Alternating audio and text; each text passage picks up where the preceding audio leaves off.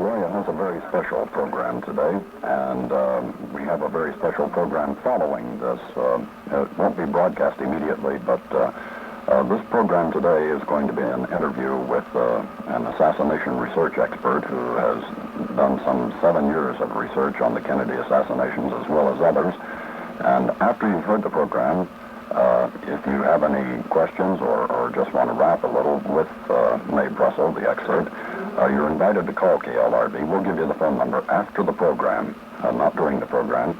And these conversations will be recorded and will probably be the basis for another special program tomorrow, consisting of the phone raps with Mae Brussell. So without further ado, we'll turn things over to Gloria now. With me today is Mae Brussell of Carmel Valley, and she's one of the 12 assassination experts in the country. We're going to talk about the material Mae has collected since November of 1963. And my first question, Mae, is why did you start on the assassinations? Well, in 1963, I was raising a family and was self-centered and selfish in my own tranquility. And I also, at the same time, was watching the news develop and the realignment of the Cold War and the policies of our State Department, and wondering if it was possible the United States could have fascism like we had in Germany. And I was watching the stockpiling of the Minutemen and the growth of the Birch Society, which I didn't think was little ladies in tennis shoes. I was taking it seriously. And at the time that John Kennedy was killed, the answers were so pat in the news media that I really wanted to see if he was killed in order to escalate a Cold War or a type of military coup in this country. I wanted to know what kind of a world I was going to raise my family in. So you started collecting your data. Yeah, the early newspaper accounts of the assassination showed so many discrepancies. That German Mauser became an Italian weapon, and there was a tip-off from South Carolina that Oswald bought the gun at Klein's in Chicago, and the news media had Oswald handing out leaflets in New Orleans saying that he was a communist and he was for fair play for Cuba, actually they admitted the next day in June '63 he had a passport reissued to go back to Europe and to Russia. And there was no hold on that passport from the State Department. And there were so many discrepancies, his mobility, his moving from country to country, and no explanation of his finances. And then he was killed, and I really wanted to know if Oswald was a patsy.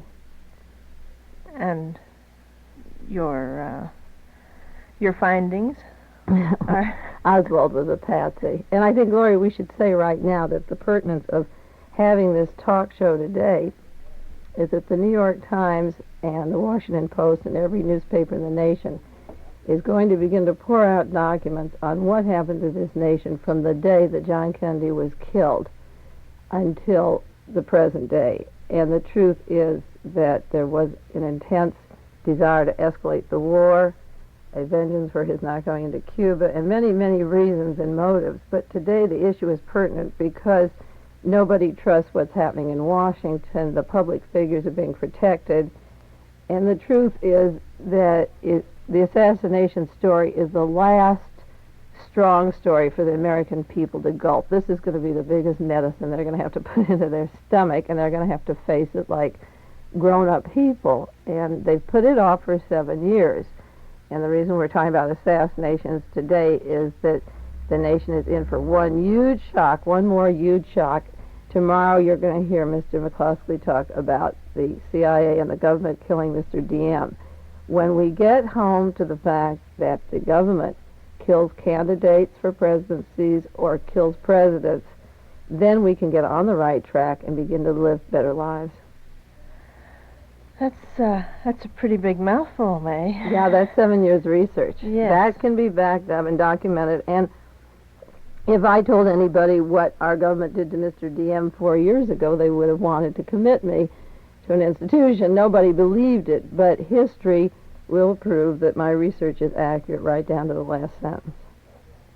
7 years, and now it's all coming to It's all coming. home. I never thought it wouldn't. It took 10 years to get Dreyfus out of Devil's Island, and Mr. Zola worked hard. I'm not Emile Zola, but truth and facts and government papers and dates and names and documents and sworn testimony and FBI reports are all that I work, and they back up every word that I say. That is the basis of your material. This is the source of your material, right? The 7 years research is based on the 26 volumes of witness testimony and government documents and State Department papers, which I put into a computer type of operation and cross-filed over and over again till I had columns that added up that gave you a distinct picture of what happened in Dallas and what's happening today in the United States.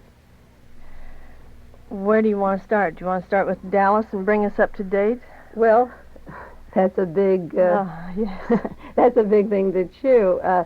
Let's start right now with maybe this morning's account of James Reston, which I have here, on the problems in the United States. Mr. Reston is crying now that Washington's in a muddle, that nobody trusts anybody else, that the presidents are under suspicion, President Johnson and President Nixon, and everybody's looking for other motives and dirty tricks. These are his words today, and that everyone has doubts. The executive branch doesn't get along with Congress, and the White House doesn't get along with the reporters, and the Pentagon Papers show deception in the executive branch. Those are Mr. Reston's words. And that the president there's evidence that the president will expand a war and deceive the public and intimidate, he says, even the most intelligent of men in the civil service, the cabinet, and the White House staff. I think another big thing to swallow is that President Johnson intimidated Earl Warren. The Chief Justice was intimidated and maybe even blackmailed, and I have reason to believe that Earl Warren he publicly said he did not want to head the commission. But he did it, and I think he was intimidated. There's no other way to put it, because I have the minutes of the meetings of the commissions that have been declassified. And he went along and kept the lid on this conspiracy. And that's a good place to start. I think that Mr. Reston in the New York Times, and this goes all over the entire world, that our president, our Chief Justice, our cabinets, everyone can be silenced and blackmailed or intimidated, and that the people have not been told the truth. You are paying your taxes, you're sending your sons, your country is shaky, your sons go off to die in a war that shouldn't have existed. The lies are coming out, the deaths keep mounting everywhere, and the ones that do go to war, that don't go to jail for not fighting the war, are coming home drugged, and the ones over there are taking drugs today, and the problems are just compounding. But you have to get over the fact that your father figures, your president, your Chief Justice, your Congress, your heads of your intelligence agencies, all the government agencies can be had, and they were had. And when you realize that you can recognize truth when you see it, you'll be better off. It's hard to accept the breakdown of the father figures, but what you're getting now in New York is a power struggle. Mr. Nixon, President Nixon, I call him Mr. because I do not recognize him, is my president. He may be yours, but I call him Mr. Nixon because the candidate who would have opposed him was killed. And until that evidence is out in the open, he's only Mr. Nixon. He is not President Nixon to me. And he does not want the truth told about Mr. Johnson, who was also not my president. He does not want it told. And the reason he doesn't, it was explained in a cartoon that was in the Monterey Herald last night that goes all over the country, where the two men, Mr. Johnson and Mr. Nixon, are whispering to each other. And they know that if the truth comes out on one murder, the truth will come out on another murder. I'm not even going to throw in Malcolm X or Whitney Young or Medgar Evers or Martin Luther King. Martin Luther King is a package deal. The similarities between Ray Oswald and Sirhan in the planning of the deaths of these men and in the men who became decoys and then became patsies, I ran down 35 similarities in 25 minutes in the cover-up stories in the planning stage. And this is a known fact that the people that planned the two murders threw in King to boot. But we'll just talk about the two Kennedys now, because you're talking about power in Washington. That's the name of the game, is power. And when you take away presidents and you take away candidates and you escalate wars and you lie to the people, then you're really talking about who has the power and how did they get it. But when you talk about power, Glory, let me throw this in, that I take it back. The killing of Martin Luther King was very important because Mr. Agnew would not be vice president today if King had not been killed, and that was part of his power play. So on second thought, King was important to the political scene. I would say so. Yes. Yeah. Yeah, there was a reason at that time. In fact, James Ray said he had to be killed before the elections, the coming up elections. And it's been documented by many, many writers that if it weren't for the riots following King's death, Agnew would never have been selected as vice president. He came in on the law and order ticket, which was obvious after the black people got excited and frustrated. I know in some of your research that I have seen, you have your cross-index is who met who and where, How people met. how they met. I broke down the whole intelligence operation of our CIA. It may be identical in the Soviet Union, the way agents meet, but my particular interest was the Dallas-Fort Worth area. One called the family tree. Yes, the family tree, the source of connections and how they meet and who introduces one person to the other person and passes it off as a casual meeting when it was very carefully planned and timed, split-second timing.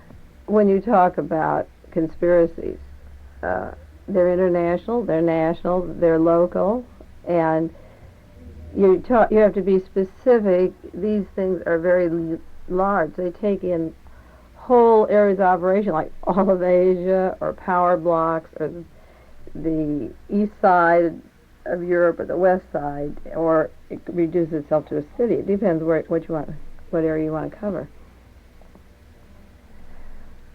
So in the assassination of President Kennedy and President-elect Kennedy, yeah, it's all very closely connected. Well, it's closely connected, and other researchers have given me documents of the names of particular people outside of the geographical boundaries of the United States. Then it becomes international. I feel that there's a lot going down in Jamaica, and I think whenever the hot seat comes, Mr. Nixon goes for his briefings down to Florida, and then he's flown over to Jamaica too. The cartels from Germany that were rebuilt and everything, the headquarters are down Jamaica.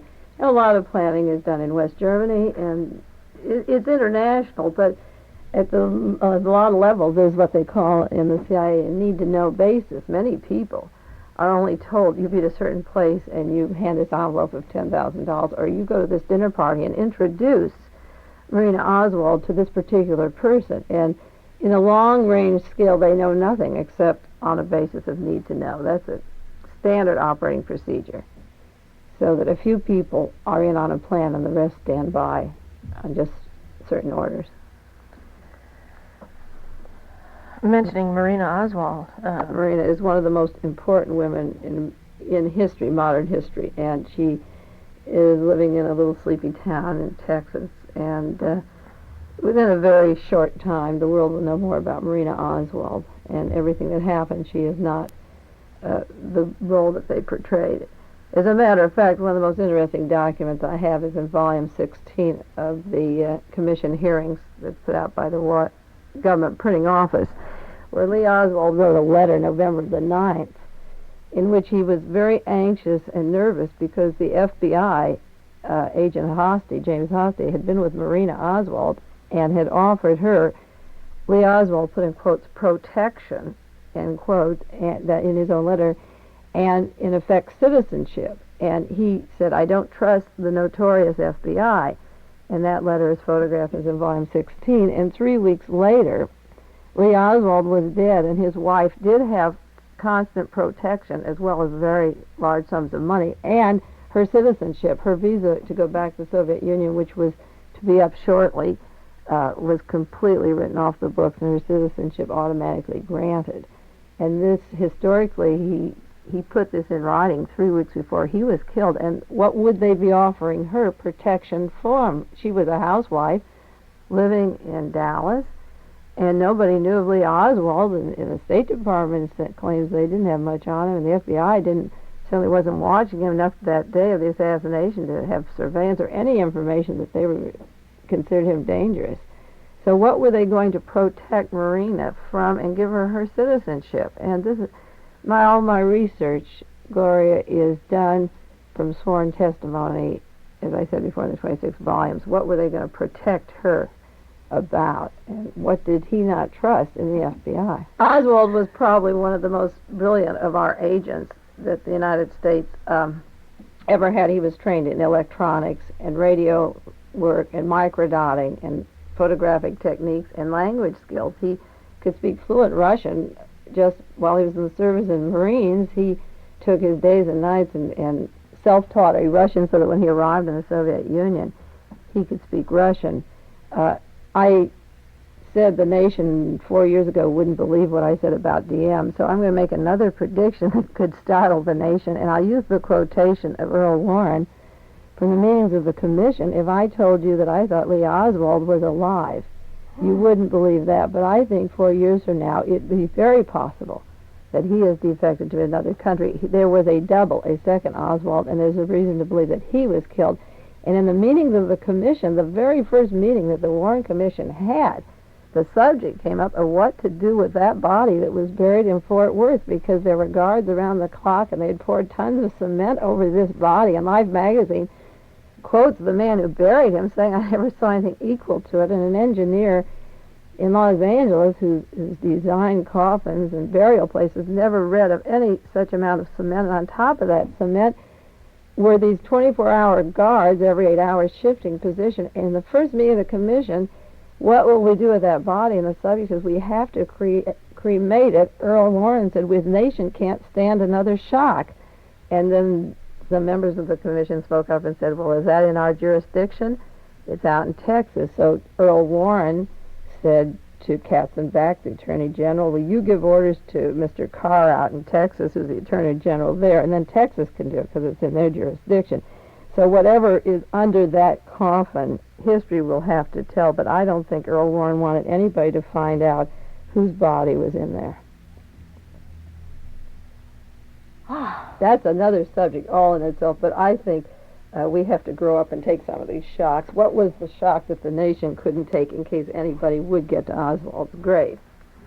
In lieu of the evidence, there's been a book out by a professor in San Diego, Popcorn, on the second Oswald, and this book was written in a hurry. It took him 4 years to write it.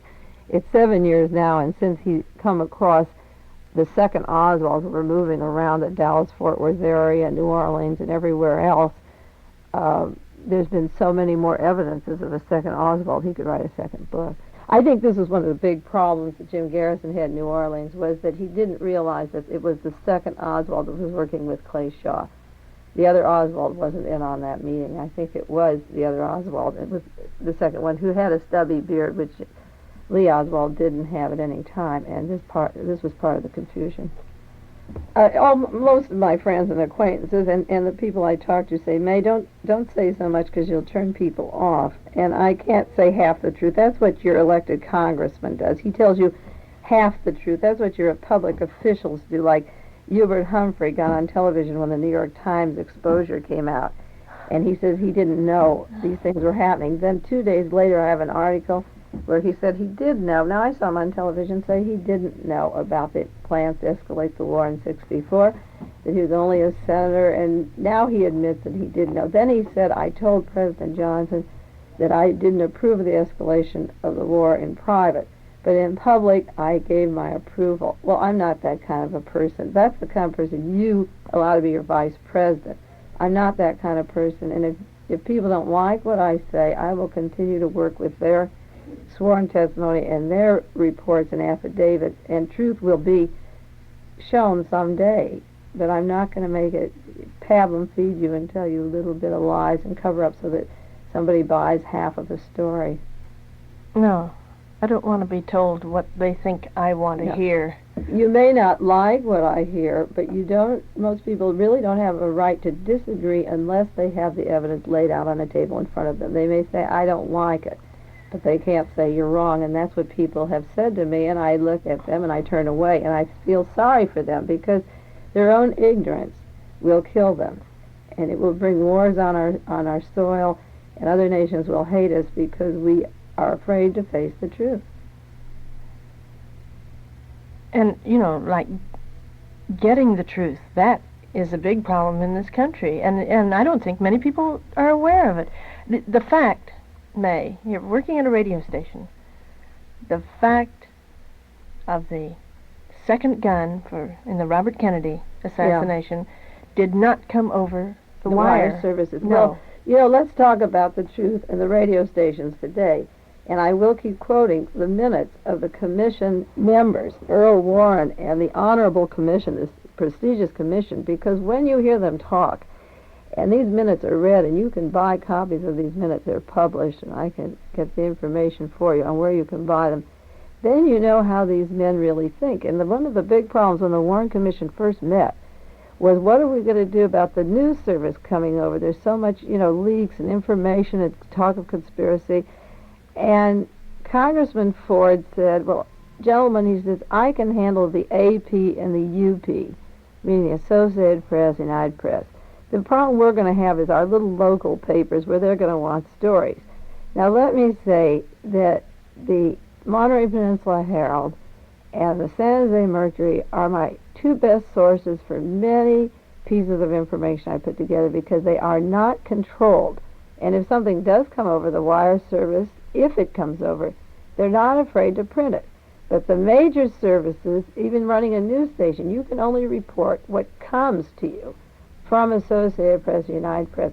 And my articles, I take 8 newspapers a day and to compare many, many things. And very often when there's a significant article on any of these murders and political assassinations, I look at the bottom and it says Reuters.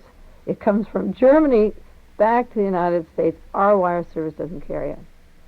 And you're not getting, like you say, in Los Angeles, 10 days ago, the evidence came out of 2 weapons, 2 serial numbers in the shooting of Robert Kennedy, 2 sets of bullets. One kind of bullet was in 4 people that were killed in the ambassador. Another kind of bullets were in Robert Kennedy. They were wounded in the ambassador. They were wounded, rather. But the point is this, it doesn't come over. None of my friends in Carmel even know this is happening. No one around the world realizes it. They hope to kill the story by silencing it, and this is happening every day. I think there's something very important. There's a word, national security, that is holding up this truth, and this is the crux of the articles coming out in Washington now on the war, and it's the crux of the assassination thing. In order to keep the people happy that John Kennedy was killed by Lee Oswald, the Commission's only public statement was continuously, in quotes, "There's no new evidence," end quote, and the National Archives will lock up for 75 years for national security much of the evidence on this murder. Now, the whole issue in Washington today, if you read carefully the decision of the judges in Washington, New York, is that national security seems to be to save the face of Lyndon Johnson and Richard Nixon. It is not. I have questioned always, whose security is it, yours and mine or theirs? And if they are vulnerable, they have to stand naked and be exposed. There's nothing in the Constitution that protects public figures from misdeeds. Right, and it's as though they think we're not capable of knowing what's happening. Knowing what's happening. That's what. And that incenses me. That's right. Tomorrow, Mr. McCloskey is going to put information out that he said today. If you just read it yourself, you'll figure out what's happening. And the newspaper articles and the judges in Washington, New York, are saying the presses have to roll because the people can see and then come to their own conclusions. We have to decide what security is involved in not telling us who killed the president. No nation is going to invade us. It doesn't change our diplomatic relationships. We have to really know if national security is keeping tied up in the archives people that were involved with Lee Oswald and the Dallas-Fort Worth people and their income tax returns since the assassination, and the role that Lee Oswald played in the U-2 flights while he was in Russia, and all these things are locked up there. We have a list of what's locked up for 75 years, and it's tantalizing. And whose security is this for? It's for, I think we have to get it out so that we become secure. It's a matter of interpretation. I think the people in Washington now are It's protecting a handful of people people who gained power and hope to achieve what they thought was the best interest of the United States. They may have been sincere in their motives. They may have thought if we kill these people that we'll save the world from communism because they're too soft on the communists. And historically, nothing that they did is proven correct. And if their decisions were wrong, they should say, I made this decision, but it seemed to be wrong. They have to account for what they did. They can't be protected any longer. No, because down the ranks, like if you erred Yeah. badly, Yeah. you would be prosecuted. Yeah. You would, Oh, absolutely. You'd have to stand before your peers. Absolutely. If I've made a mistake, I have to stand there. And they should have to explain why national security was involved in not letting us see where the bullet lodged in John Kennedy's back. Do you want to expound on that a little bit? Well, the hardcore evidence of the assassination, you can go into, it breaks itself down into hundreds and over 1,000 different categories, and you can take any specific area. The actual ballistics, the bullet trajectory, the evidence of the crossfires, the getaway cars. I know all that, and I have all that material, but that is not my specialty. My real interest has always been in the covert activities. Now, you read in the newspaper the New York Times exposures that are so pertinent today.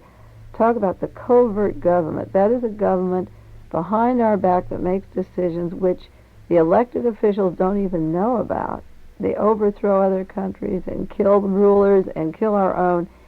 And the covert activities are the ones I'm interested in because we don't elect them. Those are the secret governments. When President Kennedy was elected, he was told that he had to go into Cuba and invade, and he realized that he was being given some bad information. He pulled back from that decision and made the statement, there's a hidden government behind my back. Well, it wasn't hidden very long because they shot him from behind the back. But in the interim, he removed all the heads of the CIA he felt were running the country because he had been elected and he wanted to make some of the decisions. The people had, for better or worse, said, John Kennedy, you're my president. If Allen Dulles wanted to run for president, he should have run for president. But he wasn't our president, and he can't tell our president what to do. But as soon as Mr. Kennedy realized that, or President Kennedy, he was shot, and then Allen Dulles was put on a commission to investigate his death. It was very convenient, and so was Richard Russell, who was the lone watchdog of the CIA for the Senate Foreign Relations Committee, and Gerald Ford and all Mr. Hale Boggs of Louisiana, and the commission was neatly stacked with all of Johnson's buddies and with Southern races who didn't like the civil rights program of Mr. Kennedy, and they didn't like the Vietnam policy or his opinion on the intelligence government. The commission was totally stacked except for Senator Cooper, and he just sits there so quietly and says nothing. It's pitiful. I don't think he's one of the bad guys, but to sit there and do nothing makes you just as guilty, I think, to be a part of it. Sign your name to it is just as guilty as to plan the assassination. Well, I don't think, a lot of people say to me, well, what are you doing this for? You can't bring John Kennedy back. And then somebody said to me last night, why is all this coming out now? Why are these exposures coming out now? What is pertinent to today? And I say that in Washington and in the Eastern Coast, where the power structure lies, and they're talking about 72, you open your papers, and they talk about Muskie and McGovern and Bay, and who's going to run on the Democratic ticket, or is it going to be Teddy? And the truth is that nobody's going to run who isn't going to be killed, and they know it. And now they have to tell the truth. It has to come out because only somebody like Senator Jackson, who's in with the Pentagon, he plays the role of the liberal, George Jackson from Washington State, he plays the role of the great domestic liberal. But he is the man that Richard Nixon wanted for the Secretary of War before he appointed Laird. And the important thing is that you're not going to have choices ever again, and there are people back there who know it. So now the truth has to come out about who's running the government, because you can't have an election. And I always hoped that before 72, I'd say that all of this would break before 72, or else there'd be no hope. So now everything is coming to a head back there. And back to this subject, somebody said to me last night, well, would you really want Ted to be president of the United States? Is that what you want? Because if the Democrats felt that the only one that they could get to beat Richard Nixon would be Ted Kennedy, they would put him in for the nomination, even knowing he'd be killed. And people say to me, do you really want Ted Kennedy as president? And I say, that is not the point of this thing at all. My research or anything else. I may not vote for Senator Kennedy as president. I didn't vote for Lyndon Johnson. If I don't like the person, I don't have to vote for them. But if the majority of the people want him, he should have the right to run and not be killed. I don't have to say I like him. But if you want him... But that's no reason to kill him. If there's national guilt that they feel that we owe the Kennedys something, even if they know he's not the best man, he isn't a bad man, but if you want him, just like I don't want Richard Nixon as my president, but I wouldn't kill him if he was in. If you want him, you can have him, but he should deserve to live out his term. And the Democrats know that nobody they put in is going to live. And they have to know the truth, and these stories are going to continue to break now. And I don't think there's going to be an end to digging out the dirt until we come to some conclusion what we're going to do with this country.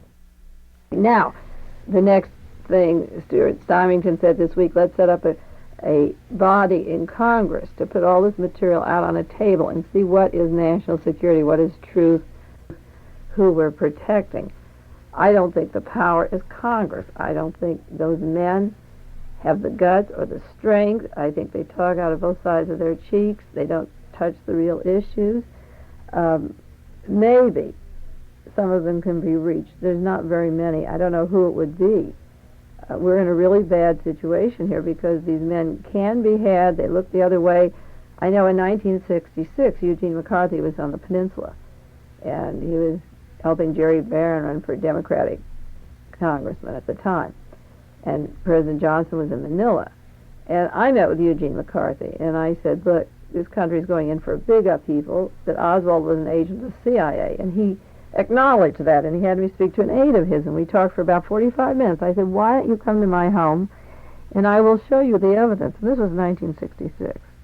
And I will show you the evidence, and I predicted then that President Johnson would not run in 68. That Bobby Kennedy would blackmail him and have the goods. And when the nation was surprised that he didn't run, I knew for 2 years he wasn't going to run. But the point is this, Eugene McCarthy said, well, I can't stay over in Carmel tonight. I'm going to San Francisco. But what I'm going to do, he says, I'm having dinner at Traders, and I'm going, it's me and the Democratic bigwigs in San Francisco. And he says, what I'm going to do will help you in the long run. So he went up there, and he met with Ann Allenson, who was Democratic chairman of the state, and worked with the national group, and I've talked to Ann many times, and I've said, look, the Democratic Party is going to go downhill. It can't move. It's involved in this dirty work. Well, Senator McCarthy went back to Washington, and I corresponded with him, and he never had the guts to say that Oswald was an agent of the CIA, and he has even been accused since that time of himself being an agent of the CIA that simply came to power to smoke out Bobby Kennedy, to run against Johnson, to make it look like there was a competitive kind of thing going, where I really feel that a deal was made long before. And Senator McCarthy showed his colors in Chicago when the kids were being gassed, and he didn't come to them, and now he comes out again and says he thinks he'll run again. These kind of people are of no value to you and me as citizens. They play every side. They play both ends from the middle. They can't tell the truth, and it's pitiful. And how can you trust men in Congress? He was in Congress then, and he couldn't face 1 hour of the truth. All he thought about was his own face, saving his own face. So who you turn to is a very difficult problem. Who is going to take the truth and run from there? Mr. Reston said this morning that everything in Washington is a ball game. He said there's no relationship going on today in Washington. The political game as it played in Washington is a football game without boundaries, rules, or officials. I could have told him that years ago. I wrote to him. I've written him piles of letters, and he too has played the game. He makes money to write these columns, to tell you about the problems, but he can't face them either. He knows they exist. He won't face them. you have any solutions, what you think might be solutions to? How to face this? Yeah. Well, I think when you're talking about these situations, you have to think, and I have thought many times, like, what are the alternatives? And I suppose, years ago, cancer was a terrible disease, and if a member of the family had cancer, they used some other name when they passed away, and they avoided it. And now today, if somebody has cancer, they say, well, I've got a lump or I've got a malignancy, and they go to the doctor and get a surgeon and treat it or get x-ray treatment. First, you have to admit you have the disease, and then you go for the cure. And this country certainly has a disease. Now, I've been trying to think of what are the possibilities. Do you set up a puppet government? And what do you do with an attorney general like John Mitchell and Nixon and Spiro Agnew, that team? They're just a succession of the Johnson group. They work hand in glove. They're thicker than anybody could ever imagine. And all the Texans, John Connally, Secretary of Commerce, this is all tied in with what happened in Dallas way back in '63.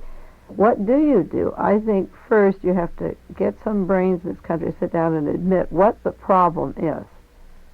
And then I think we can come to a solution. But until they can come out openly and quit scurrying around, then I can't figure it out alone. I've tried, but I need help, but I need them to admit first what the disease is.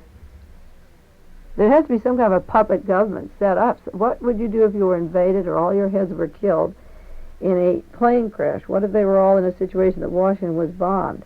There must be, Rand Corporation or somebody must have an alternate government or study set up of what you would do if, say, a bomb hit Washington, who would run the country. And then you take that puppet government and you put the evidence out on a table and you dissect it like you do a body at the time of an autopsy, and you analyze what went wrong, and you get some honest, decent people to begin running the government again. That's all you can do. Yeah, remove those now. Just set them aside, yes. Yeah, I would be very harsh. I don't want to embarrass anybody and say I'd try all of them for murder, but I'll say that. Yeah. Okay? Yeah, okay. I would call a halt. I don't think you even have to try and convict these people. You take a man like Lyndon Johnson, who tells you he gave the country the most welfare benefits in the nation, and he instigated the civil rights, and you hear him talk, he saved the country, but he can't walk down one street in America. If you tried him and convict him, he couldn't be more of a prisoner than he is down that ranch today. And the truth is that this week, after 1 week of bombing him verbally for his role of deceiving the nation, his first public statement to come out in Newsweek was that the ghost of Robert Kennedy is doing this to him. I think that tells you where we're at, doesn't it? It was beautiful because the people say, what do you want, vengeance? Do you want blood? Do you want him hung? I don't want anything. I want to be able to live my life, and I want you to live your life. And there isn't one person, and I have many, many cross files, Gloria, on all different people involved in assassination, and there isn't one of them that's a free man today. If you want to go out tonight with your husband and enjoy the town and have a drink, you two of you can go anywhere you want and do what you want. But Mr. Nixon has to take Phoebe Reboza with him. How would you like that for baggage? How would you like that every time you get in a car or go on the Potomac or take your 30-year-old sweetheart that you have for 30 years out somewhere? How would you like Phoebe Reboza with you flying everywhere? And that's not all. Yeah, not one of these people, the people that were involved with Marina Oswald in the Dallas-Fort Worth area that she lived with, that introduced her to another person, that were involved in the motorcade, that were involved, anybody that was involved, that you never see their name in the news. They never leave their geographic area. They're not traveling around the country. They are prisoners of their own deeds, and they don't have to be tried. There isn't a night that they don't know what they did, from Lyndon Johnson on down, and they have to live with themselves. I don't want anything from them. I just want to be able to have people know the truth so we can have some beautiful living going on around here and have a free country again. Do you think, with the newspapers coming out about the assassination of, the implication of Diem, do you think that our own assassinations will ever be brought before the public so that they can view them? Do you think Well, I think you're doing a great job, Gloria, in letting me talk to the people, and I made a tape for an FM station in San Francisco this last week, and I'll be making one in L.A. in a week or two. the exposure now is coming out about the Vietnam escalation that began before John Kennedy was even cold in December of '63. And now the exposure of our government planning the death, the coup of Mr. Diem. When I was in Los Angeles about a week and a half ago, I met with Robert Blair Kaiser, and he wrote the book RFK Must Die. And Mr. Kaiser is the only person in the United States who had access and visited with Sirhan almost continuously, sometimes every day or every third day, from the time he killed Robert Kennedy, or let's say from the time he shot a gun. You know, there are two guns and two sets of bullets now, so we're not even sure that that was the fatal bullet. But he has been with Sirhan continuously, and Robert Kaiser is on the inside, higher in government than I can ever be right now, but I'll be there with them someday, wrapping this stuff around. But the man who introduced the two of us told me that Mr. Kaiser felt that the single issue, the biggest issue of the 1972 campaigns was going to be the political assassinations. And that is why he wanted to meet me. I was meeting with Tom Ritt from KPFK, and Mr. Kaiser wanted to meet me, and he will be up on the peninsula to work with me, and we will be corresponding and communicating. And he thinks this will be the single issue, and I have felt that it is the only issue that the United States can face before it discusses the economic problems, the economy, Vietnam, civil rights, any other problems that are festering this nation. This is the most important thing. And what people can do is, like we said before, redefine the word national security. When the Warren Report was completed in September '64, Chief Justice Earl Warren said that in the National Archives, locked up for 75 years, would be information on the assassination of John Kennedy that none of us could see in our lifetime. And he used the word which is being thrown around today in the press for reasons of national security. And I think you should write your congressman, your senator, you should wire everybody in public office that you know that we want the National Archives opened up now. We want to see John Kennedy's coat. We want to see if that hole is 5 inches below the neck in his coat, which has never been examined to see if it could exit out the Adam's apple. The trajectory of the bullet has been questioned. We want the undeveloped x-rays of the body. We want the names of the people involved. If Oswald did it alone, all of this should be put out for us. There's a suit going on in Washington now, Bernard Fensterwald, against the National Archives on a Rights to Information Act because Robert Kaiser had FBI papers on Sirhan that no one else in the nation can see. And if Mr. Kaiser is a writer and he can see them, why can't I see them? Why can one man out of millions of people in this country have access to these papers? If Sirhan did it, if Oswald did it, let us all see the information. There's nothing to hide. And as long as we can't see that information, we're going to suspect everybody and want to know why we can't see it. So I think it's pertinent to the 1970s, these years. This week, Ted Kennedy came out and said he wanted all of the policies of his brother examined, all of the problems of the 60s. He said all of them. That's the first squeak from a Kennedy in all these years. And I think they're ready for the truth now. And I think you should be ready and receive it and be glad that it's given to you, that it will help you have a better life. Thank you, Mae Brussell. Okay, Gloria.